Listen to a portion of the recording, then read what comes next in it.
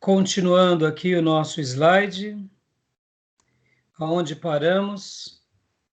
Quero ler novamente, porque esse último ponto, ele vale uma consideração muito grande, e ele é muito especial. Avivamento não é campanha de evangelização. Num primeiro momento parece estranho, né? Dizer que avivamento não é campanha de evangelização. Quando a gente para pensar, mas se avivamento naturalmente existem conversões, uma campanha de evangelização que tem conversão, então está tendo avivamento. Não necessariamente. Billy Graham pregou em muitos países no mundo, possivelmente depois de Paulo, é a pessoa que mais ganhou vidas para Jesus, e não por isso ele viveu um avivamento. Ele foi um crente avivado, ele gerou muitas bênçãos em milhares de nações, mas não necessariamente houve um avivamento onde ele passou, né? Não quer dizer que o Espírito Santo não tenha trabalhado, que as igrejas, aquilo que falamos na semana passada, os méritos, né? Mas esse ponto aqui, quero gastar uns minutos com você. Pode ler para nós mais uma vez. E eu queria que você lesse e pausasse para a gente debater, tá bom?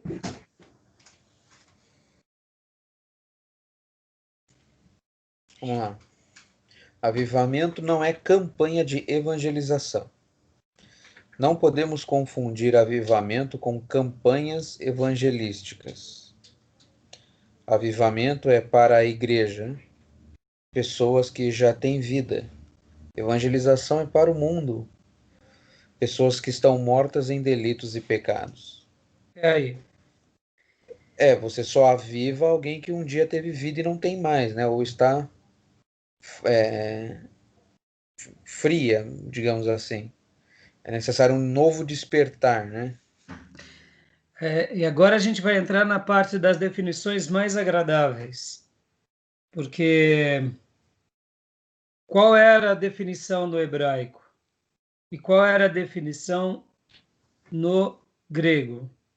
Lá no hebraico, o avivamento não era apenas de manter vivo, mas era de manter vivo e de livrar do pecado, da impureza, ou seja, de trazer para Deus e de distanciar das coisas erradas e de se manter. Lembra que havia aquelas 50 vezes que aparecia no verbo piel, de se manter, ou seja, de continuidade. Então é algo que se mantém vivo e que esse algo que está vivo continua sendo liberto, continua sendo guardado, continua sendo purificado, ou seja, ele se mantém. E no grego era do broto que nascia e da chama que voltava a queimar. Ou seja, então, um ímpio está morto, o não crente está morto. Não tem como acender o que está apagado. E não tem como brotar o que não nasceu. Pelo contrário, né? Ao ver o avivamento nos que estavam vivos, ele é atraído àquilo, né? Opa, o espírito morto é atraído onde tem vida, né? Para ser ressuscitado. Sim, sim. E aqui é essa questão que campanha evangelística é para os não crentes. Evangelização, por isso que quem prega, quem evangeliza, quem frutifica, sempre é uma pessoa que está num caminho de avivado. Na realidade, como nós identificamos um cristão maduro e que realmente se mantém? Ele está pregando o tempo todo, ele está gerando vidas o tempo todo, ele está testemunhando o tempo todo, porque esse fogo que queima dentro dele, que não para de queimar, esses brotos que não deixam de nascer, eles querem espaço e eles precisam ocupar espaço, por isso que ele continua pregando. Pode ver que uma pessoa para de pregar porque ela já não está mais avivada, ela está enclausurada, ela está muitas vezes apagada. O broto, não está saindo. Então, pode ver que um cristão que deixa de pregar, na realidade, ele já está em estagnação. E estagnação já é um ponto de perigo constante. É muito perigoso.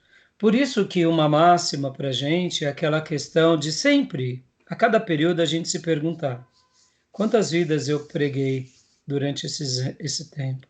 Para quantas pessoas eu falei? Não somente aquela pregação, ó, vai para a igreja, não, pregação mesmo. Sabe aquilo que gerar alguém em Deus? Isso é muito importante. É uma pergunta que a gente tem que fazer a cada período da nossa vida, porque e uma coisa que eu me vi no Ministério Integral, que é muito interessante, porque enquanto eu trabalhava na Bolsa, eu fazia da Bolsa o meu campo de missões. E mesmo na Bolsa tinha a igrejinha, e muitas vezes eu via os irmãos enclausurados só com os irmãos. E o que eu propus no meu coração? De pelo menos uma vez por semana almoçar com não crente. Toda semana eu procurava almoçar com não crente. Para quê? Para pregar. Se eu já tinha pregado, para continuar pregando. Isso foi um hábito que eu adquiri e que eu não me desprendi enquanto estava lá. Mas depois que eu vim dar tempo integral, eu estou ao redor de crente o tempo todo. Dando aula no seminário, pastoreando, pregando. É com crente, é problema de crente, solução de. Aí, quando muito, é um filho de um crente desviado, né? Ou é um parente de um crente. Então, por isso que eu sempre amei procurar provocar um pequeno grupo, provocar uma situação com não crente, porque me faz falta isso. Eu falo, pelo amor de Deus, eu estou no meio de crente. E eu quero um pouco, eu amo estar no meio do crente, mas essa dinâmica da evangelização, de você testemunhar para as pessoas, de você falar, de você anunciar o evangelho.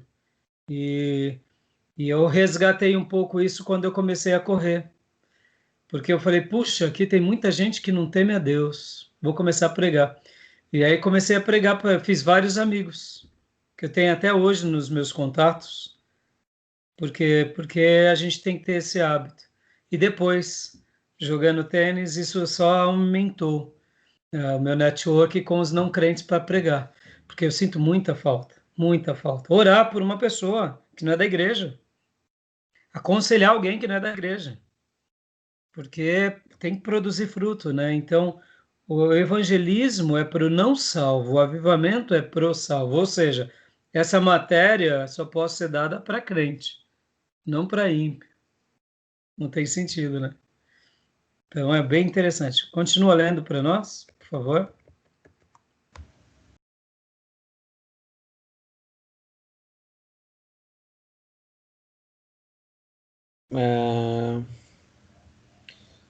Avivamento é para crentes nascidos de novo. Evangelização é para pecadores inconversos. Na evangelização, a igreja trabalha para Deus. No avivamento, Deus trabalha para a igreja. É aí, Uhum. é aí. Ó, isso é fantástico, isso é fantástico. Por isso que orar pelo avivamento e se manter no cumprimento das tarefas diárias é se preparar para o avivamento.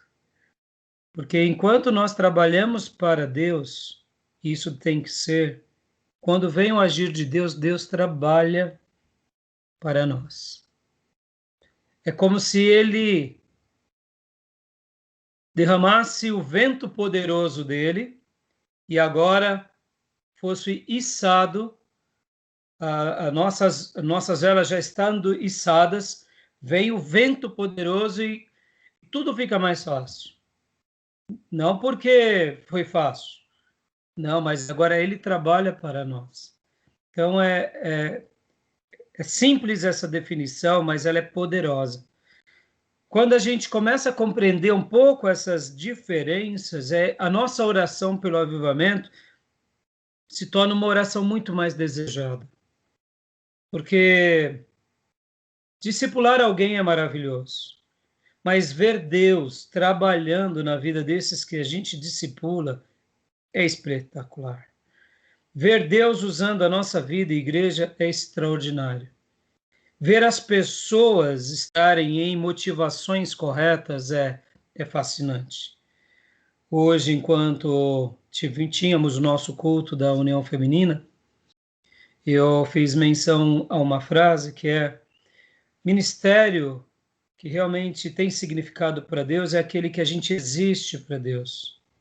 Porque quando a gente faz algo querendo receber em troca, o nome disso não é ministério, o nome disso é vaidade, é soberba. Quantas são aquelas pessoas que querem fazer para Deus enquanto estão em evidência, mas no dia que saem de evidência, param de fazer para Deus? Essas pessoas não entenderam que o melhor da vida cristã é viver para Deus, não é simplesmente fazer a obra. Fazer a obra é um privilégio que temos, mas para que Deus apareça e não nós. Essa questão é muito simples, mas ela é muito complexa. Por isso que Paulo fala que no grande tribunal, naquele dia, tudo que não for pedra preciosas, tudo que não for ouro e palha, será queimado. Tudo que não for prata e ouro, será queimado. O que é palha, o que é madeira, porque a recompensa nossa vem de Deus. Avivamento é isso, é ver Deus recompensar a gente de uma forma extraordinária e é Ele agir, é Ele trabalhar. Se sou eu que estarei em projeção, se é o irmão tal, o pregador tal, o avivalista, não importa. A gente está em sincronia, porque o importante é Deus ser glorificado, é Deus agir. Não é o culto à personalidade, não é o culto à denominação. Há uma alegria incontida em quem Deus usa, porque Deus está usando quem Ele deseja. Mas há uma alegria em quem participa, porque Deus está trabalhando por nós. Então aqui a gente enxerga o quanto a igreja não está vivendo esse momento, porque onde há disputas, onde há vaidades, onde há retribuições, essa pessoa ainda não entendeu o verdadeiro espírito do Evangelho. Porque o verdadeiro espírito do Evangelho é doação, sem querer em troca. Quantos são aqueles que, quando não são respondidos por Deus, ou seus apetites, eu diria carnais, não são realizados, a primeira coisa que param é começam a boicotar, param de dizimar, param de fazer a obra, porque, não, eu não tenho mais, não compactuo mais com isso. É uma pena, essa pessoa só demonstra o quanto ela está aquém do reino, porque estar no reino é literalmente viver para Deus. E quando a gente vive para Deus, a gente não se importa com coisas pequenas. Se sou eu, se é o outro. Se sou eu quem ganho o meu parente para Jesus, ou se Deus salva o meu parente usando o outro, porque o que importa é Deus fazer. No grande avivamento, uma pessoa avivada, ela enxerga o agir de Deus. Uma pessoa carnal e soberba, ela quer ser o agir de Deus. Eu sei que nós devemos fazer a obra para Deus, mas com a motivação correta. E no avivamento, é Deus quem faz a obra para nós. Por isso que quando Deus também derramar um avivamento, quem é carnal não desfruta dessas realidades. Por quê? Porque se ele já era carnal, fazendo as suas tarefas, no avivamento ele vai querer apenas aparecer, mas não vai ter espaço, porque agora é Deus trabalhando, e a honra de Deus e a glória, ele não dá as imagens de escultura e nem a filhos soberbos e vaidosos. Essas pessoas logo param de participar, porque elas não estão em evidência. Avivamento é Deus agir. Ser avivado é saber que Deus trabalha como Ele quer. Então é fantástico isso. Continue para nós.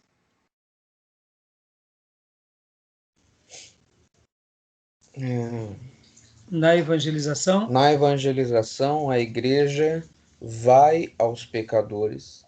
No avivamento, os pecadores correm para a igreja. Na evangelização, os pregadores apelam aos pecadores. No avivamento, os pecadores apelam aos pregadores. Glória a Deus. Pastor, então a gente não precisa mais ir, não. A igreja tem que continuar indo. Mas quando vem o avivamento, de fato tudo isso acontece. Quando realmente vem o avivamento, os pecadores vêm para a igreja. E naquele livro, que é o livro-texto que eu passei para vocês, é lindo ver algumas histórias, e na história da igreja a gente vai aprender. As pessoas procuram a igreja, elas querem a igreja, elas buscam. O pregador geralmente prega e faz o apelo, mas no avivamento os pecadores apelam aos pregadores. E nesse livro-texto a gente vai estudar histórias lindíssimas, por exemplo, de missionários chineses que foram pregar em alguns lugares e eles já estavam há 6 horas pregando. E depois de 6 horas, o pregador pensando, pelo amor de Deus, eu estou há 6 horas pregando. E ao chegar eu não me recordo exatamente a quantidade, sei que eram muitas horas, ainda eles falaram, não, nós queremos mais, nós queremos mais. Ou seja, há uma sede incontida. Isso é o agir de Deus, né? Tá bom? Quer comentar alguma coisa? Alguma dúvida? Não, não. Acho que tá bem claro. Amém. Tá bem claro. O padrão bíblico de avivamento. Vamos lá. O sentido estrito de avivamento. Pode ler para nós.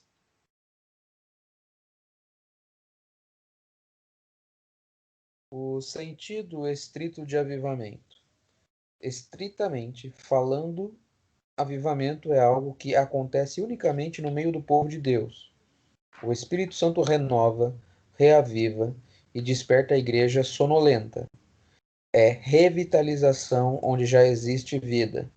Ou, como disse Robert Coleman, é o retorno de algo à sua verdadeira natureza e propósito. Aleluia. Por isso que essa matéria, Felipe, é importante a gente sempre, sabe, ler algo a cada período. Tem vezes que na nossa vida a gente passa por algumas celeumas, passamos por alguns embrulhos, por alguns dissabores, algumas frustrações. E quando menos a gente se percebe, a gente vai caindo em alguns engodos. E ao estudar sobre isso, ao ler um livro, e eu separei vários livros sobre o tema, que, que podem ser úteis, porque quando a gente começa a ler e ler a história do povo de Deus, e aí a gente faz um diagnóstico da nossa vida, de repente você fala, poxa vida, eu estou muito sonolento, eu não estou fazendo muito a obra, eu não estou fervoroso. Eu estou transferindo talvez a minha ausência de espiritualidade com o problema que eu tenho com o irmão, com a igreja, com o problema que eu tenho no país, ou a minha dor, com porque Deus não me ouviu. E aí a gente, quando vai ver, perde a altitude. Por isso que esse assunto a gente tem que sempre estar refletindo, sempre estar orando, sempre estar lendo. E aqui eu queria só dar uma indicação de alguns livros. Calvário e Pentecostes, José Rego do Nascimento, fundador da Batista da Lagoinha e avivalista, junto com o nosso amado pastor Enéas Tonini.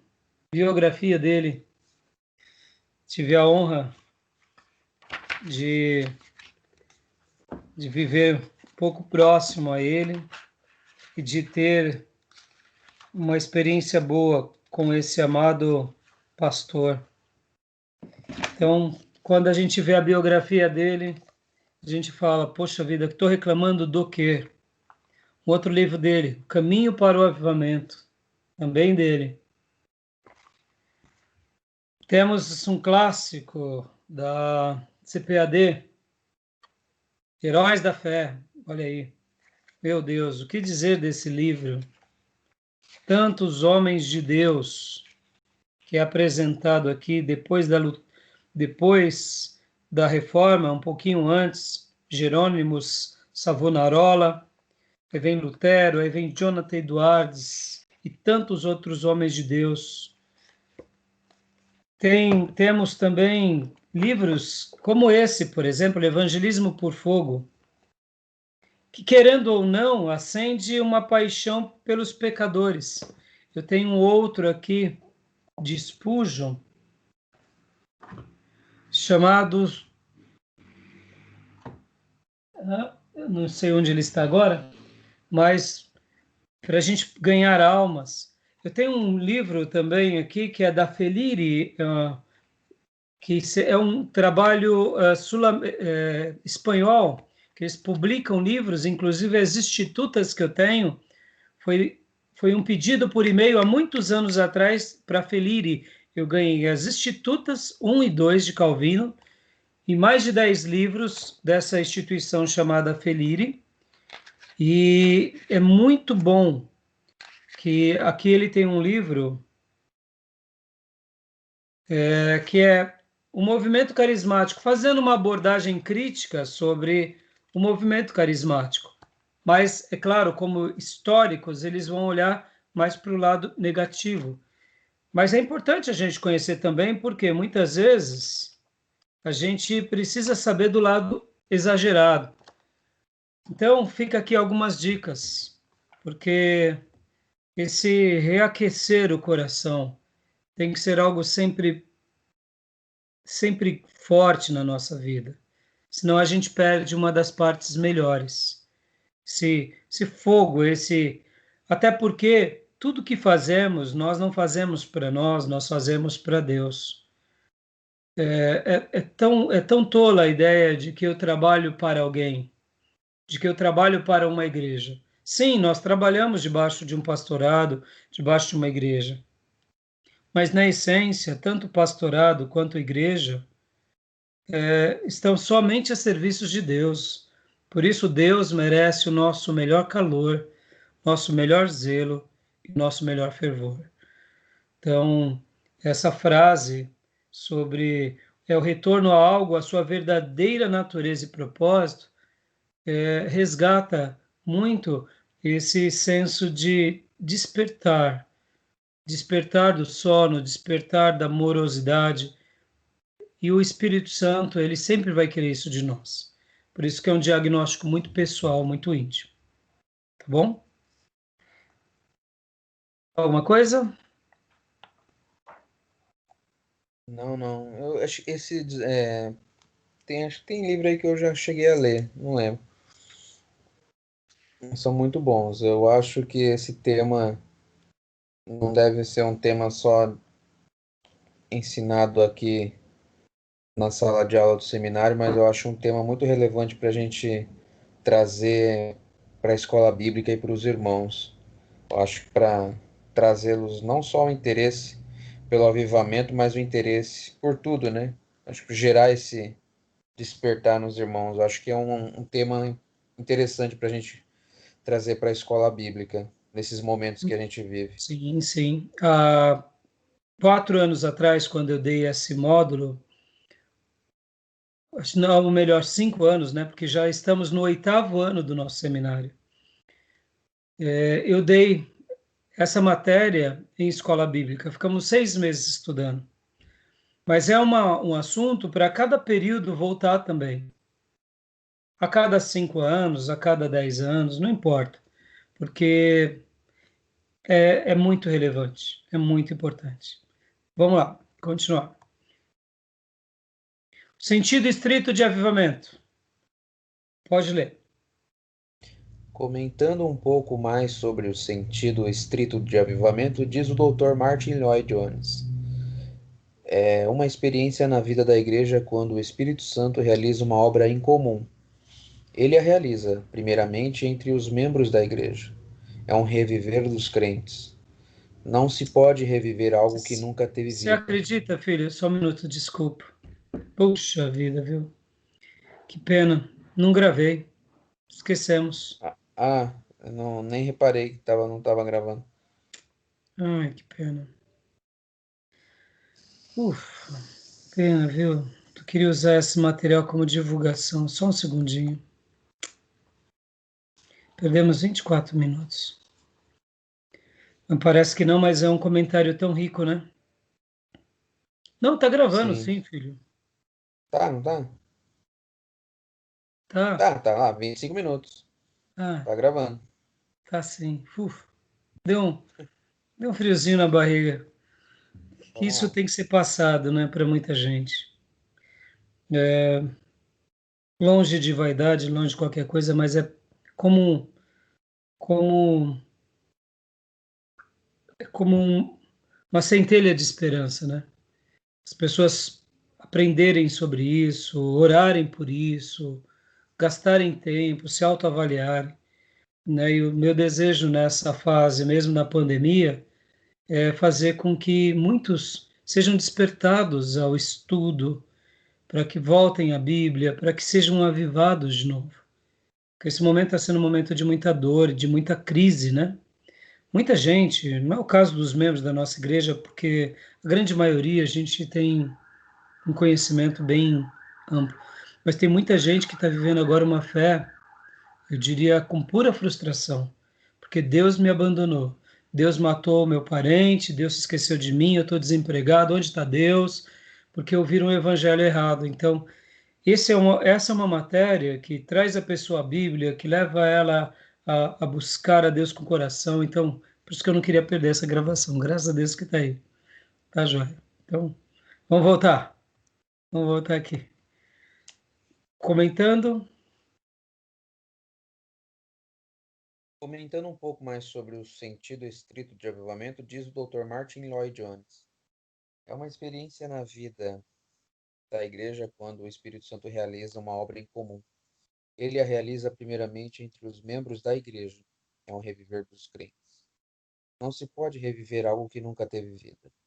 Assim, por definição, o avivamento é primeiramente uma vivificação, um revigoramento, despertamento de membros de igreja que se acham letárgicos, dormentes, quase moribundos.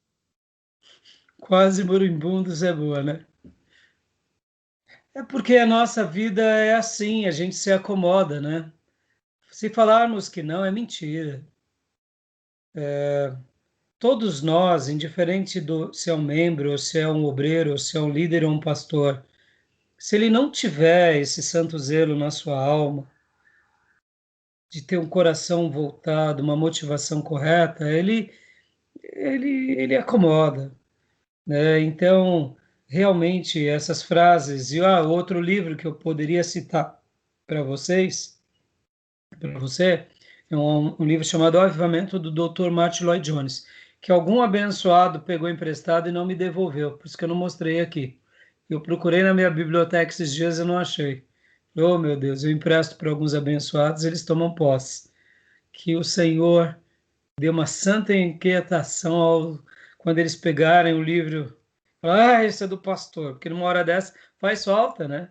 Porque é matéria-prima de trabalho meu.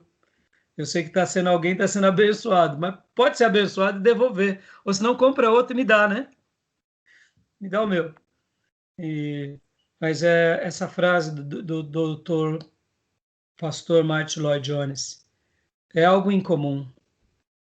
É por isso que um crente avivado, ele vive uma vida incomum. Ele não vive uma vida comum. Ele é o ele é o estranho da família, ele perdoa, ele tem intensidade, ele tem disposição. E quando é uma igreja que está passando pelo processo de avivamento local, é uma igreja em comum.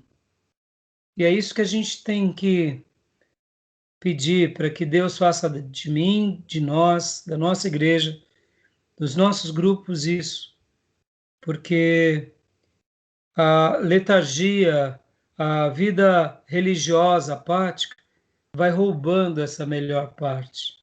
E aí a gente começa a usar, eu diria, de algo que, na minha opinião, é uma das pragas que assola o povo de Deus, que é o cinismo religioso.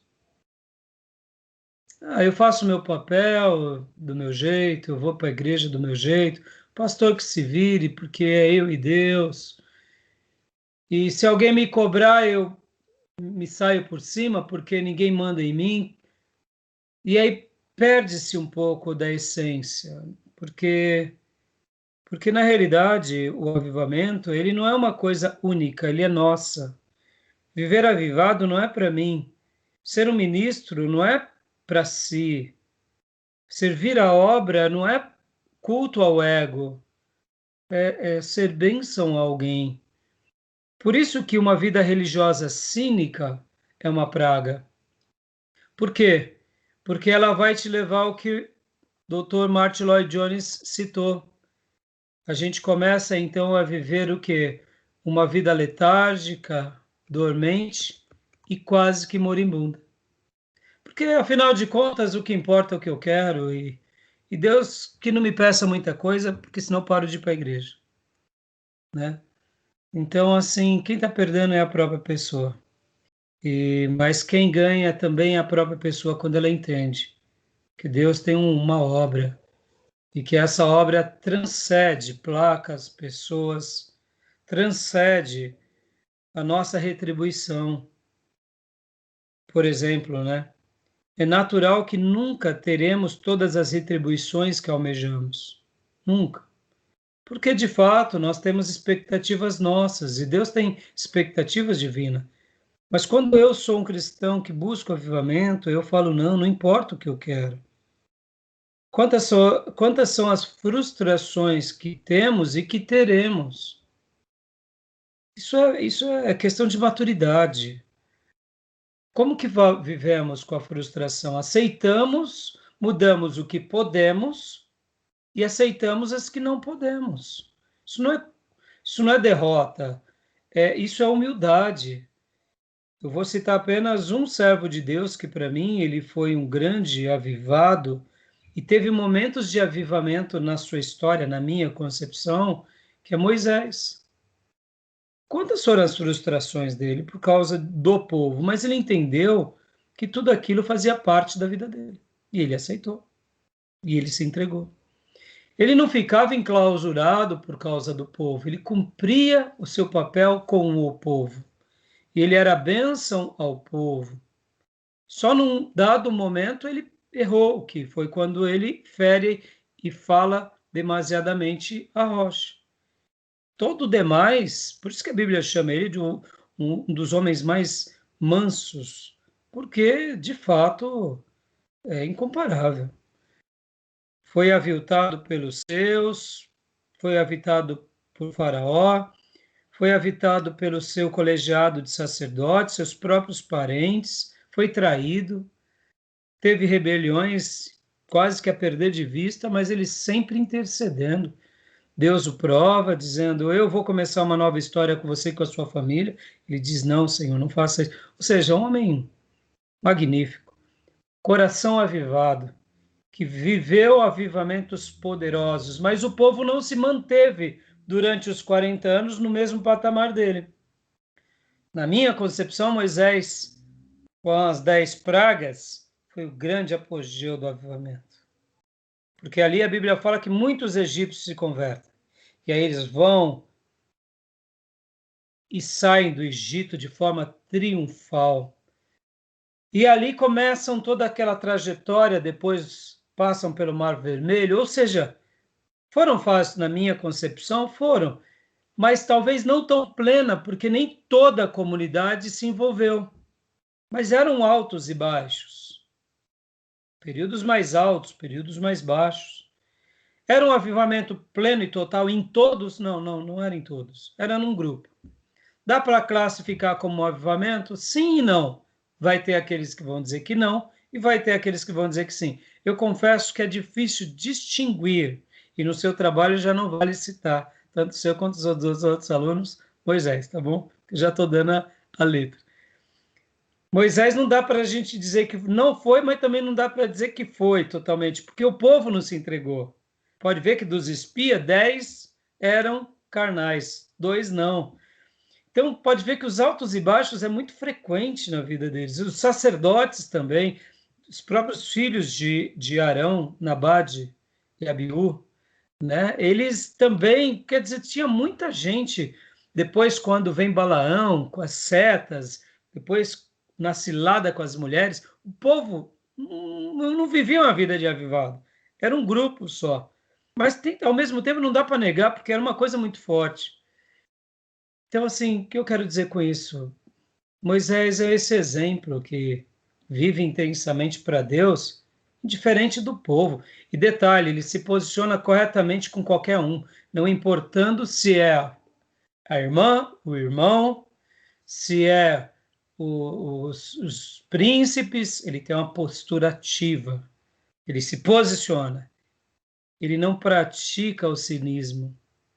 Pode ver que em todo filho de Deus avivado, ele não é cínico. Isso é forte, isso é poderoso, né? Então, avivamento é algo lindo da parte do Senhor e é uma experiência incomum. Vamos lá, então? Continuando.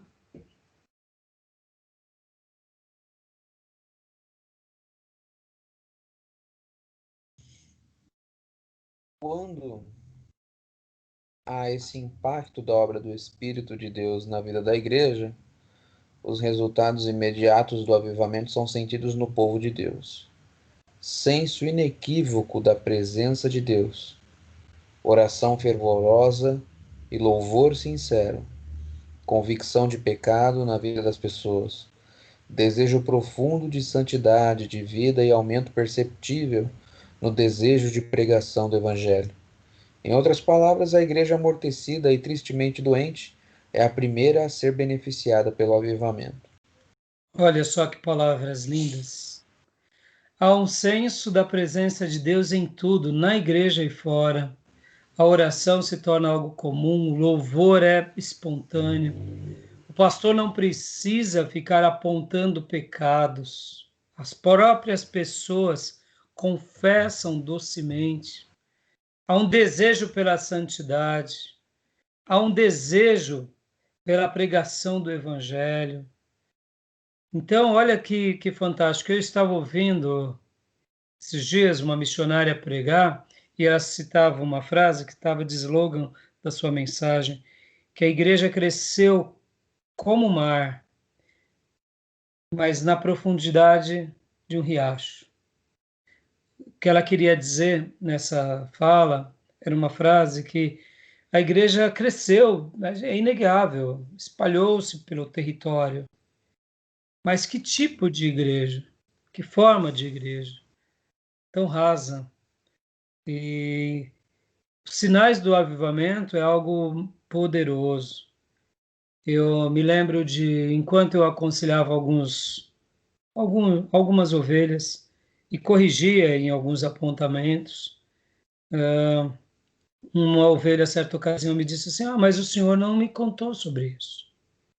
Estava falando sobre os pecados da vida dele, que ele estava praticando. Mas o senhor não me corrigiu sobre isso. Eu falei: vem cá, eu preciso te lembrar 10 vezes do mesmo pecado. Mas o senhor tem que me avisar toda vez quando eu peco. Eu falei: então você me desculpa, está com algum problema. Porque se você não tem a honestidade de vir a mim, que cometeu novamente, não, essa não é minha função. Você vê o grau de cinismo. Estou muito confortável. E eu lembro que, diante disso, ao descobrir algumas coisas que essa ovelha fazia, e, e, e eu soube logo na sequência que ele tinha tido algumas oportunidades de fazer a obra em alguns lugares. Eu falei: vem cá. E eu, sabendo disso, que você cometeu, que me foi, me foi trazido, né? Porque não foi uma livre e espontânea vontade de um quebrantado, mas porque outras pessoas me trouxeram. Ainda depois desse episódio, você saiu para pregar? Eu falei: eu saí. Mas e aí? É que eu pedi perdão e fui lá pregar. Eu falei: é simples assim? Pedi perdão. Mas vem cá, você não achava que você deveria ter, no mínimo, conversado com aquela igreja, porque você foi fazer uma obra literalmente com a vida errada. Você não acha que você cometeu nada de errado? Não, acho não. Então é assustador isso, assustador. E são cenas que me chocam, porque Não é pedir perfeição, mas é pedir o mínimo de coerência. Se um soldado está ferido, ele não tem que ir para o campo da batalha, ele tem que se cuidar. E não existe general que, vendo o seu melhor soldado ferido, fala, não, vá lá para a linha de frente. Não, ele não quer perder o soldado. Fala, não, você vai se recuperar. Porque a sua vida está sob o meu cuidado. Mas quando um soldado está ferido e omite e vai para a linha de batalha, ele assume todos os riscos. E tolo é quem faz isso. Por quê? Porque ele não está lutando a luta do general. Nesse caso de Deus, ele está lutando a luta de Deus contra o inimigo espiritual que é as trevas. E é por isso que todos que vivem assim são fadados à derrota, porque já estão fazendo um ministério em derrota. O avivamento traz um senso de pecado, onde as pessoas falam voluntariamente, porque elas querem se reparar a Deus. Isso é fantástico, isso é poderoso. Continuando, sentido amplo, a gente viu o sentido estrito. Por que o sentido estrito? Porque tem a ver com a nossa vida, com o nosso fervor, com o despertar, tem a ver com essa coisa em comum, tem a ver com a nossa. Agora, vamos para o sentido amplo.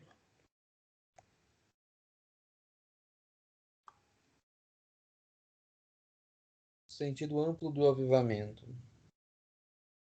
Como a própria expressão define, neste sentido, não é apenas a igreja, mas a sociedade não cristã também é beneficiada pelo avivamento. Isto acontece porque, além da atuação soberana do Espírito Santo no mundo, na igreja passa a existir uma conscientização profunda de sua missão, isto é, a missão integral de servir o mundo, evangelística e socialmente. No avivamento, a igreja vive a missão para a qual foi chamada. Fantástico. Agora, no amplo, a sociedade é beneficiada. Sua fala na aula anterior sobre, puxa, tanto crente, isso é uma fala de muitos pastores, de muitos pensadores, e por isso que essa tem que ser a nossa fala também. Porque se eu não posso viver uma vida cínica, hipócrita, um líder não pode, um colegiado, uma denominação, porque senão a gente perde muito. Mas no momento em que nós nos desvencilhamos de tudo isso e buscamos a Deus e Deus derrama a graça dele e nos faz ser crentes avivados, quem ganha somos nós, sim, mas quem ganha é muito mais aqueles que estão ao nosso redor. Quem ganha a nossa família, quem ganha a nossa igreja, quem ganha a nossa comunidade, porque os nossos sentidos se tornam agora repletos de compaixão e de amor. E isso é incomparável, isso é maravilhoso. Por essa razão, o sentido amplo do avivamento, a sociedade ganha, os não crentes ganham, o mundo vai se tornando um jardim, porque agora esses lavados e remidos no sangue do Cordeiro se posicionam a estabelecer o governo de Deus, fazer valer a vontade de Deus. E é natural que as causas sociais aconteçam, sempre lembrando que tudo que é social, que tudo que é humano, que tudo que vem como braço da igreja só é por causa do poder espiritual que atingiu esse crente e transformou esse ser humano. Porque muitas vezes até nisso, a igreja começa a traçar linhas sociais e ela se perde, porque agora ela vira só um braço social. E não é. A igreja existe para proclamar a grandeza de Deus, anunciar o Salvador e a redenção do Salvador no homem e na transformação do mundo. No entanto, naturalmente, a gente vai fazer coisas para Deus e para abençoar muitas pessoas. Então, quando a igreja realmente é avivada, e por isso que na sua tarefa, daqui a 15 dias, quando você entregar, você vai ver uma coisa linda. Em todo avivamento, seja no Velho Testamento, seja no Novo Testamento, seja na história da igreja, os sinais se repetem. E é magnífico. Por isso que um cristão fervoroso, ele é diferente em qualquer lugar. Ele tem um viés diferente. E um cristão que outrora vivia fervoroso e agora se enclausurou, virou um moribundo, está letárgico, ele também começa a praticar coisas que as pessoas mais vis praticam. Entrar em demandas tolas e fúteis, gastar tempo, porque ele está desviado, ou ele está se desviando. É muito forte isso. Por isso que a gente tem que se pensar, se permitir ser questionado, ser avaliado, porque a nossa vida aqui é uma reconstrução a cada dia. E a gente tem que temer isso de todo o coração. Algum comentário? Nessa questão de avivamento mais amplo, a gente tem o próprio exemplo da sociedade ocidental, né? A sociedade ocidental foi moldada pelo cristianismo, né? Ou pela sociedade, pelo modelo judaico-cristão, né? Então, todo o Ocidente ele é abençoado porque foi construído as bases do Evangelho, né? Claro que com altos e baixos, mas olha o Sim. quanto o cristão ele pode influenciar onde ele está, né? Então, toda a Sim, base que nós temos no Ocidente hoje é por conta dos cristãos. sim. A gente tem uma herança muito linda, né? É uma herança que é uma riqueza inestimável, mas ao mesmo tempo, como que nós precisamos ter um posicionamento? É claro, a gente nunca vai ter o controle absoluto de nada. Foge da gente, né? Pode ver que a nossa vida foge da gente. Quanto tempo nós estaremos aqui? Foge da gente. Mas qual é o meu posicionamento? Qual é a minha simples contribuição? É por isso que a gente tem que ser o máximo zeloso, fazermos para Deus, porque quando a gente faz para Deus para valer, naturalmente a gente faz para o próximo e a gente acaba abençoando muitas vidas, né, filho? Então é. E também muitas vezes, se a gente não tem esse, esse autoavaliar-se, a gente acaba se perdendo nas nossas vaidades, na nossa religiosidade, né, nas nossas crendices. E por isso que a gente precisa um dos outros. Por isso que a igreja ela não é uma coisa única, ela é um colegiado que trabalha sempre um aperfeiçoando o outro, né? Bora ler aqui. Avivamento e a Bíblia, o padrão bíblico de avivamento. Continua para nós. Por mais simplória e pleonástica que está a declaração parece ser, ela é tão autêntica e singular como 2 e 2 são 4. Estamos falando do único padrão inerrante e infalível de avivamento, a Bíblia. Dá uma pausa Talvez, aqui. Dá uma ok. pausa. Parece bobeira, né? Mas deixando aqui já como uma definição suprema. Não tem como, não há avivamento sem Bíblia. Não há. Todos os sinais, todas as maravilhas, todos os acontecimentos só realmente acontecem por causa da Bíblia, sim, mas no avivamento que está além de carismas, que está além de fenômenos e etc e tal, no avivamento, o carro-chefe dele é as Escrituras. Então, por exemplo, quando pensamos, se nós tivermos uma igreja que ora muito, então vai vir o avivamento? Pode ser que sim. Mas se essa oração não estiver enquadrada nas Escrituras, o avivamento é a grande evidência, ou melhor, as Escrituras é a grande evidência de que ali está tendo avivamento. Porque quando há um apego às Escrituras, há um amor às Escrituras, há uma, vou usar uma expressão por meio didático, uma loucura pelas Escrituras, aí é sinal de que ali possivelmente está acontecendo um avivamento. Porque aí as demais coisas começam a realmente trabalhar em sincronia, em harmonia, e quando menos a gente vai ver, sim, ali possivelmente foi um avivamento. Por quê?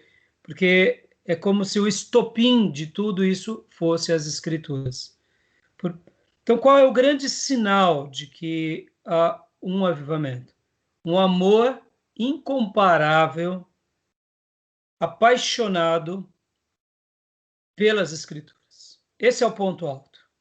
Esse é o ponto alto. Há um despertar das Escrituras. Ela deixa de ser um livro apenas literário, histórico, religioso. Ela se torna um livro amado, um livro praticado, um livro desejado, e todas as instruções tomam força, tomam frente, e pelo poder do Espírito Santo há essa interação entre cristão, Bíblia, Bíblia e cristão, e há essa atração.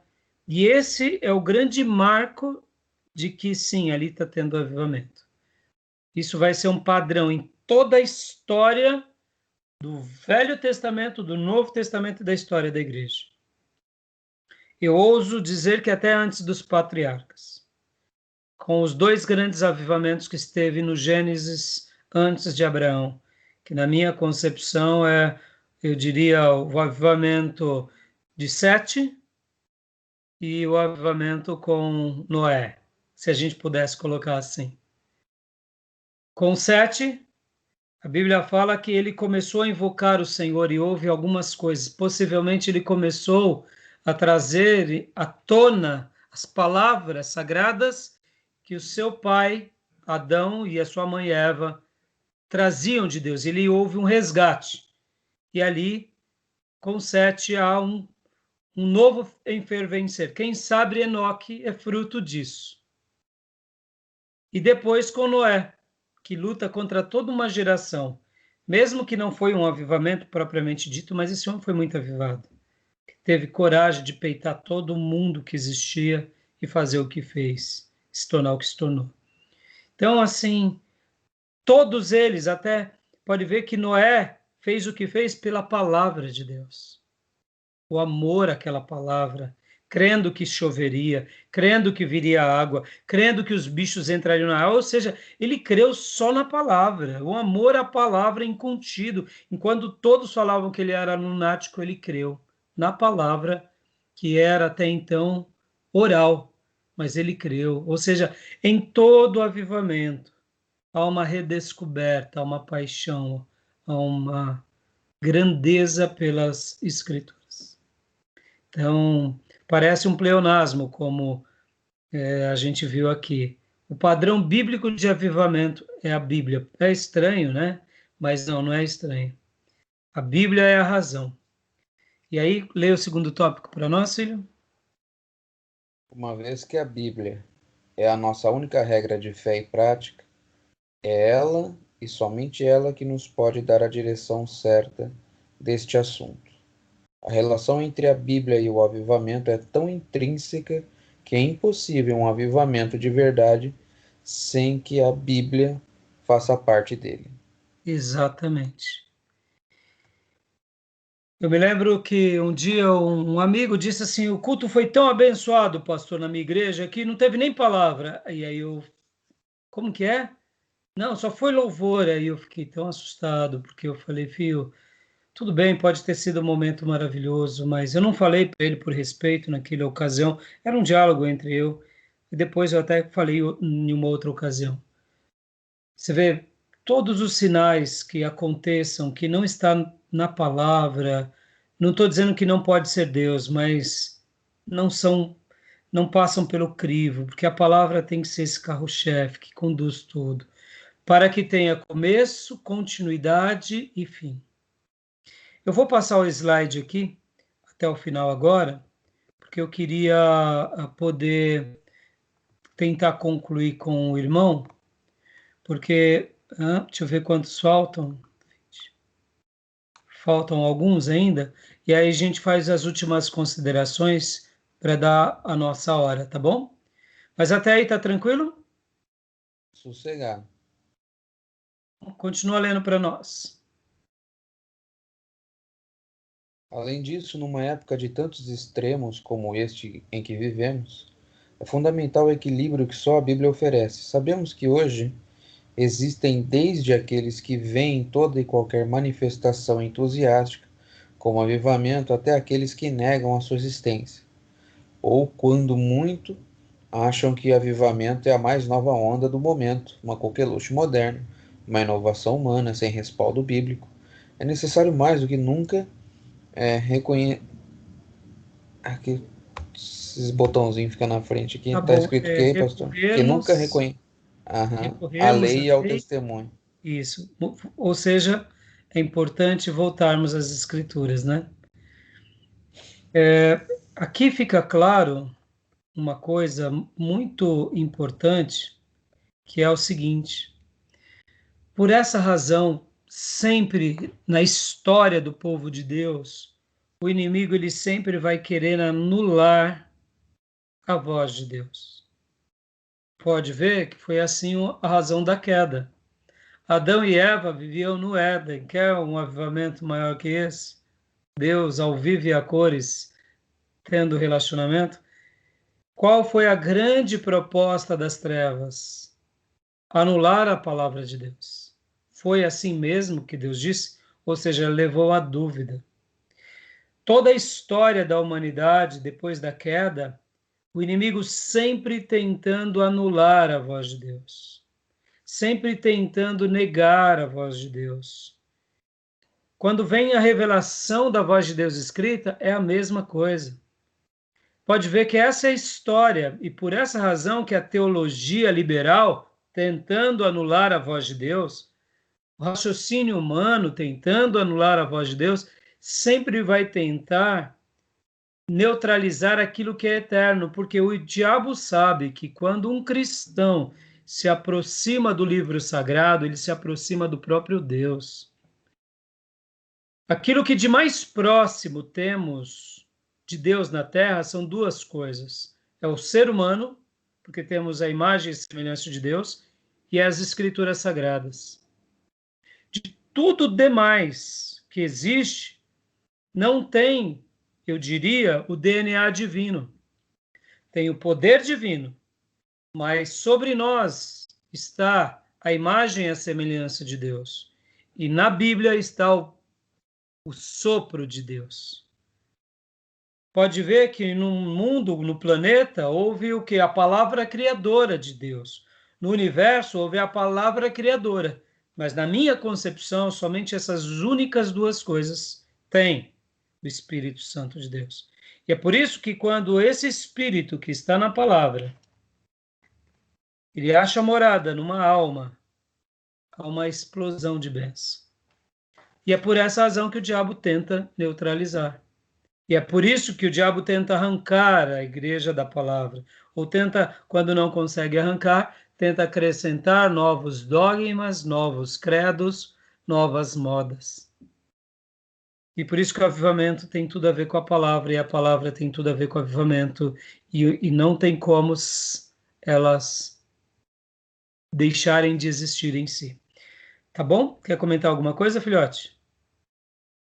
Não, acho que é isso mesmo. Por isso que há uma distinção bem evidente em relação ao que realmente é avivamento e não a esse espalhafatoso todos, muitas vezes litúrgico e tudo mais, a movimentos, a ideias, a novos movimentos que se vai de acordo com a palavra há uma mudança de vida. Então, uma coisa acompanha a outra, né?